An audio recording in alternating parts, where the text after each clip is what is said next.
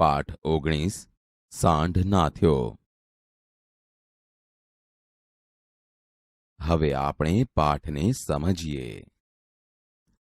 ચંદા એ રયજીના સંતાનોમાં છેલ્લી હતી, છતાં રયજીની જુવાનીનો જુસ્સો ને જોમ એનામાં ઉતર્યા હતા. નાનપણના તોફાન જુવાની ફૂટતા કરમાયા નહીં, પણ નવી નવી કૂંપળો નીકળતી ચાલી.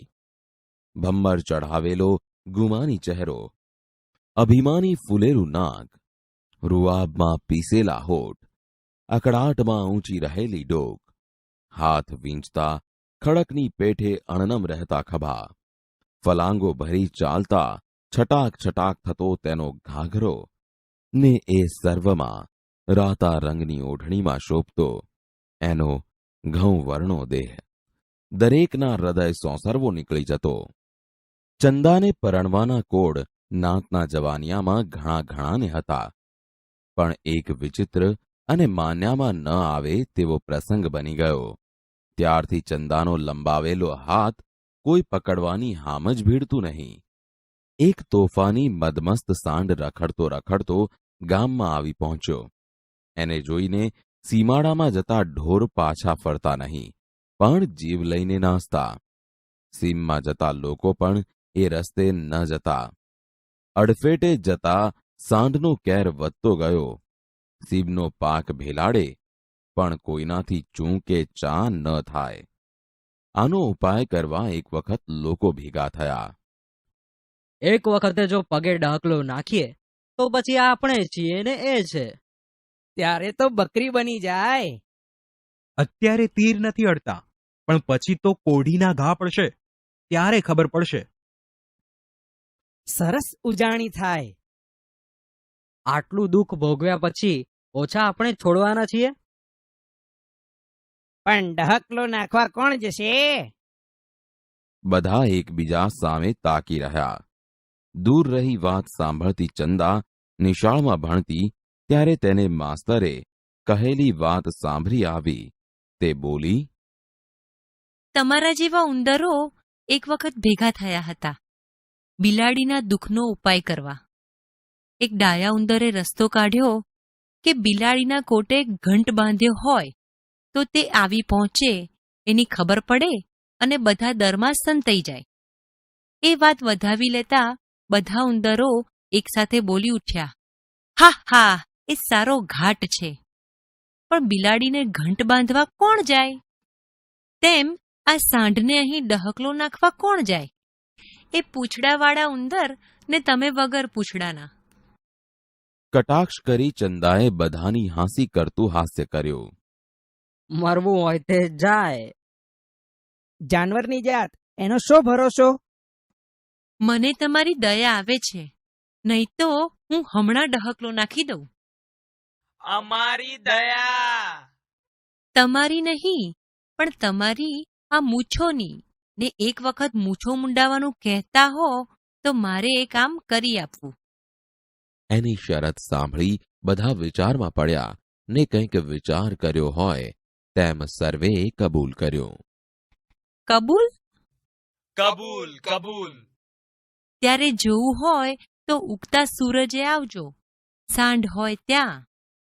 આમ બોલી ચંદા એની હંમેશની છટાથી પાણીના રેલાની માફક ચાલી ગઈ, ને પાણી જતા ભીનાશ રહે તેમ ધૂળમાં પડેલા એના પગલા રહ્યા. રયજીએ આ વાત જાણી ત્યારે એણે ચંદાને ઘણી સમજાવી, પણ એકની બે થાય એ ચંદા શાની? બાપા, જીવથી જઈશ તોય ઓછો તમારો વંશ જવાનો છે. એ છેલ્લું વાક્ય બોલી તેણે પિતા સાથે દલીલ ન કરી, ન તો પોતાનો વિચાર ફેરવ્યો. સૂર્યનારાયણે ઊંઘ ખંખેરી આંખ ઉઘાડી અને ખોલેલી આંખમાંથી તેજના પુંજ પૂર્વમાં છંટાયા ત્યારે નવો ચણિયો, ઓઢણી ને કાપડું પહેરી હાથમાં ડહકલો લઈ ચંદા વચન પાળવા નીકળી પડી હતી. એનું પરાક્રમ નિરખવા સૂર્ય ઉતાવળે ઊંચે ચઢી રહ્યો હતો. સારું એ ગામ કુતૂહલ વૃત્તિથી જોવા ઉમટ્યું હતું. નિરાશ થયેલો રયજી છેવટે પુત્રીના રક્ષણ માટે ભાલોડા લઈ નીકળ્યો. પોતાને અજીત માનતો આખલો રેલવેના રસ્તા આગળ આખી રાત હરાયો માલ ચરી લાંબા પગ કરી પડ્યો હતો. ગુમાન તો બંનેને હતું, આખલાને એના બળનું અને ચંદાને એની જુવાનીનું. ચંદાએ આખલાને દૂરથી જોયો, પણ એની ગતિમાં કંઈ મંદતા ન આવી. પ્રેક્ષક તરીકે લોકો દૂરથી જોતા હતા ને ગુમાનની સાથે એનો જીવ ન જાય માટે કેટલાકના હાથમાં કામઠા ઉપર તીર પલાણેલા અશ્વની માફક તૈયાર હતા.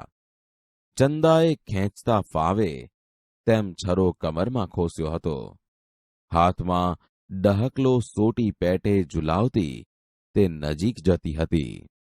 બળના અભિમાનમાં મસ્ત વૃષભરાજ દ્રષ્ટિ ઊંચી કરી ચંદાને આવતી જોઈ રહ્યો. પુરુષને આંજતી અણિયાળી આંખે એ અંજાયો હોય તેમ પડ્યો પડ્યો તાકી રહ્યો હતો. ચંદાએ તેની આંખમાં આંખ પરોવી ત્રાટક રચ્યું. દૂરથી જ મનુષ્ય કે પશુને જોઈ પાછળ પડતો આખલો હજી ઊંચી ડોક કરી એના ભણી તાકી રહ્યો હતો. એને સ્ત્રી ક્ષુલ્લક લાગતી હતી કે એના સૌંદર્યથી અંજાઈ ગયો હતો. ગમે તેમ પણ આજે એની પ્રકૃતિમાં પરિવર્તન થયું હતું. એક રાશવા છેટું રહ્યું ને ત્વરિત પગલાં ઉપાડતી ચંદાના પગ થંભી ગયા. બ્રેક વાગતા મોટર થમે તેમ દૂર દૂરથી જોતા લોકોના ટોળામાં ગણગણાટ થઈ રહ્યો. આખરે બી ગઈ. એ તો મોએ બોલવું એટલું જ. બધા હતા એટલે ગુમાનમાં ને ગુમાનમાં ત્યાં સુધી ગઈ. એની વિકરાળ આંખ જોઈ ભલભલાના હાંજા ગગડી જાય તો એનું શું ગજું? રૈજીનો જીવ પડીકે બંધાયો હતો. જેમ અર્જુનનું લક્ષ્ય પક્ષીનું માથું જ દેખતો હતો તેમ એની નજર ચંદા અને આખલા સિવાય કશું જ દેખતી ન હતી. ચંદા ઊભી હતી પણ છટા એની એ જ. યમરાજા મરણ પથારી ઉપર સૂતેલા પ્રાણીનો આત્મા આંખમાંથી એ ખેંચે તેમ ત્રાટક રચી પોતાની દ્રષ્ટિની દોરી બનાવી પડેલા આખલાના નેત્રમાંથી તે તેની શક્તિ ખેંચતા હતા. તેનું સૌંદર્ય પીતો હોય તેમ આખલો સર્વ અવયવોનું ચેતન નેત્રમાં લાવી તાકી રહ્યો હતો. સંપૂર્ણ શક્તિ ખેંચાઈ રહી. માની ચંદાએ આગળ ડગ દીધું. સ્પર્શ વાંચતો આખલો દયામણે ચહેરે તાકી રહ્યો. 1, 2 ને ત્રીજે ડગલે એ તેની પાસે પહોંચી ગઈ ને નીચી નમી તેના ઉપર હાથ ફેરવવા લાગી. આ છલંગ મારી હમણાં ઉઠ્યો એમ માનતા દરેકના હૈયા ઘડીભર થંભી ગયા. અશક્ય માનેલા દ્રશ્યને શક્ય જોતા આંખ ઉપર હાથ ફેરવી જોયો ને આંખનું સદાય રક્ષણ કરતી પાંપણો હાલી ઉઠી. ચંદા નીચે બેઠી પાળેલા પશુ આગળ માલિક બેસે તેમ અને એટલી જ હિંમતથી તેના કપાળમાં આંખ ઉપર હાથ ફેરવી તેની સાથે ગેલ કરવા લાગી. એ કુમળા હાથનો સ્પર્શ સતત ચાલુ રાખવા ઊંચી ડોક જમીન ઉપર નાખી તે નિરાંતે સૂતો. ચંદાનો રહ્યો સહ્યો ભય જતો રહ્યો. તેણે માથે પગે હાથ ફેરવતા ચારેય પગ વારા ફરતી ઊંચા કરી જોયા. આટલો ગરીબ? ચંદાને દયા આવી, પણ વધતો વિજય ઉગતી દયાને ગળી ગયો. ધીમે રહી તેણે વારા ફરતી બંને પગે ડહકલાનો ગાળો ભેરવી દીધો. પંપાળતા હસ્તનો સ્પર્શ બંધ થતા આખલાએ આંખ ઉચકી ચંદા ઊભી થઈ ગઈ હતી. જાણે ઋષિના તપનો ભંગ કરાવી સ્વર્ગમાંથી ઉતરેલી અપ્સરા જવા તૈયાર ન હોય. આખલા તરફ દ્રષ્ટિ રાખી એ પાછા પગલે ધીમે ધીમે ખસવા લાગી. દૂર જતી ચંદાને નિરખવા આખલો ઊંચો થવા ગયો. ત્યારે એણે પગના બંધન અનુભવ્યા. પણ બંધનમાં પડ્યા પછીનું વીરત્વ શા કામનું? પાંજરામાં સિંહ તાડું કે તેમ એ બરાડ્યો. ઉધામાં મારી એ બેઠો થયો, પણ દોડવા જતા એના પગ સામ સામા ખેંચાયા એટલે એણે બીજો બરાડો નાખ્યો. અડધે આવેલી ચંદાએ તેના તરફ દ્રષ્ટિ કરી વિજયી હાસ્ય કર્યું. છેતરાયેલો વૃષભરાજ શરમનો માર્યો નીચું જોઈ રહ્યો. લોકોની નજીક આવતા ચંદાએ સત્તાવાહી સ્વરે હુકમ કર્યો. કોઈએ એને મારવાનો નથી. તેનો હુકમ માથે ચઢાવ્યો હોય તેમ મૌન છવાઈ રહ્યું. બેટા, પુરુષથી ન થાય તે કામ આજ તે કર્યું. બાપા, આ શું બોલો છો? પુરુષથી ન બને એ કેમ મનાય? આ નજરે જોયું એ ખોટું?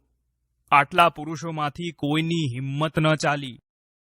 તમે પુરુષ દેખતા હો તો. હું તો કોઈનેય પુરુષ દેખતી નથી.